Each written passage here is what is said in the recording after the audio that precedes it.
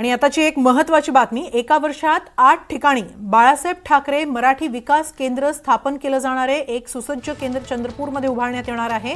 पुणे, नाशिक, रत्नागिरी, छत्रपती संभाजीनगर, अमरावती, नागपूर, चंद्रपूर, कोल्हापूरमध्ये पहिल्या टप्प्यात हे केंद्र उभारलं जाईल। तसंच अनुवाद समितीही स्थापन केली जाणार आहे। सरकारची एक महत्त्वाची घोषणा। इतर भाषातील साहित्य मराठी भाषांत रूपांतरित करण्यात येणार आहे। प्रतिशब्द शोधण्याची समिती देखील 3 महिन्यात जाहीर केली जाणार आहे। तर मालवणी भाषा भवन देखील उभारलं जाणार आहे।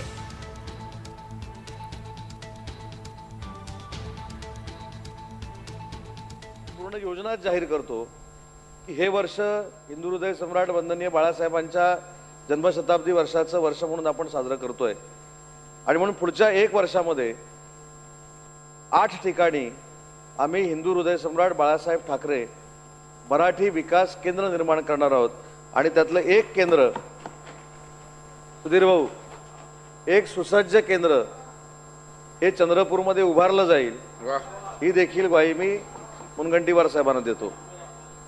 आणि त्याचबरोबर नाही, मालवणी ही बोलीभाषा असल्यामुळे मराठी भाषेतच येते, त्याच्यामुळे मालवणी भवन देखील बांधायला मालवणला काही हरकत नाही। त्याच्यासाठी देखील आपण निधी उपलब्ध करून देऊ।